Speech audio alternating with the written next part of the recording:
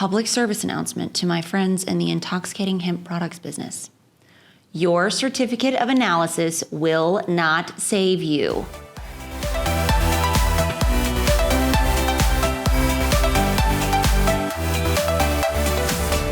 Hello, I'm Morgan Davis. I'm a cannabis attorney based in Raleigh, North Carolina. Let's talk about how to keep your business protected and thriving.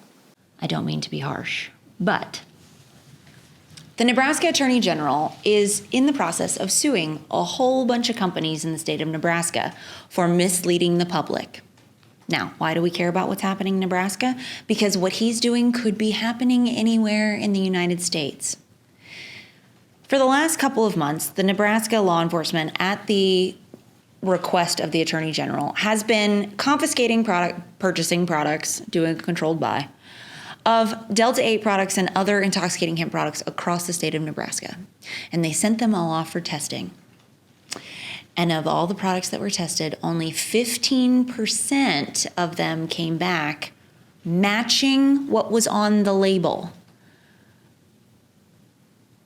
15%. So 85% of those products had stuff other than what was on the label.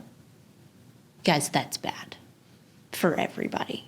So, in addition to law enforcement potentially criminally charging lots of these distributors, retailers, and manufacturers, the AG's office has chosen to sue these companies at various levels in the supply chain, mostly to force them to take all the products off the shelf. Now, Delta-8 products are the main target of this investigation, but that's not the only products that are being targeted in the lawsuits, and it's not the only products that they are asking people to take off the shelves.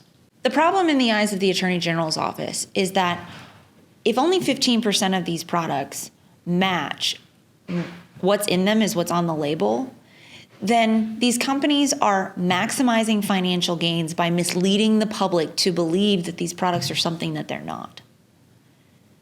Nobody wants to live in a world where you go to a convenience store or a grocery store or even a vape shop and purchase a product, and you go through the process of actually saying, well, I want to buy a product with this in it.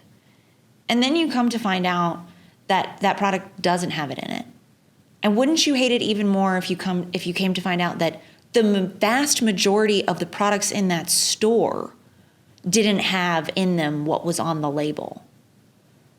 That's a horrible place for a consumer to be in. So, one, all you manufacturers out there, what's in the product is what should be on the label. And if you don't want to put what's in the product on the label, I would suggest to you that perhaps you should not be making that product. Just a thought. Also, you're going to get sued at some point if somebody gets injured. Two, for distributors and retailers, do not rely on the certificate of analysis as this golden ticket that's going to save you. One of the people sued by the Nebraska Attorney General's office, their response to media outlets when they were asked about it was, well, I have a certificate of analysis from my supplier that says that it's such and such, so I should be fine. It's not going to prevent that person from being sued. It isn't going to prevent that person, probably, from being sued by a consumer if a consumer gets injured and sues them for selling them that product. And it's not going to prevent them from being criminally charged if that product comes back hot, meaning over the THC limit. So, a couple of rules. One, all COAs are not created equal. Your certificate of analysis should be for both the distillate that's in the product and the end product. It should include testing for solvents, heavy metals, and microbials, because nobody wants to have mold in their product, right? Nobody needs that in their life. Nobody wants to be eating acetone. Two, your COA should be from an accredited lab and should be from sometime in the recent past. A C of A from a year ago is worth nothing to you. It means nothing. That product has changed. Also, what's the expiration date? If you have a product without an expiration date, don't sell that product. Don't be buying that stuff. It's not good. Finally, Stop selling these products to people under the age of 21. They are intoxicating products. That's why they are made. We are all on board with that. But just like alcohol, don't be selling this stuff to people who are not of an age to consent to intoxicating products.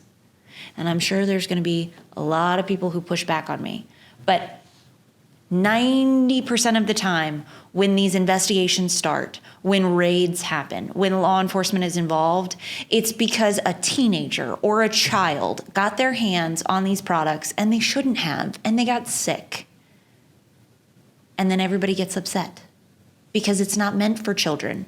These are adult products. They are intoxicating and should only be used by adults. So please stop selling them to children.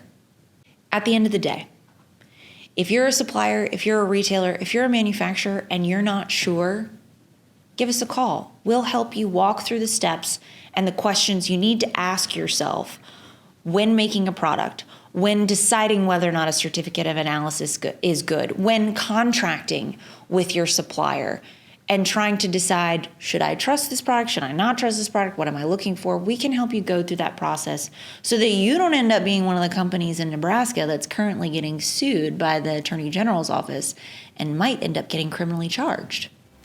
Let's all avoid that.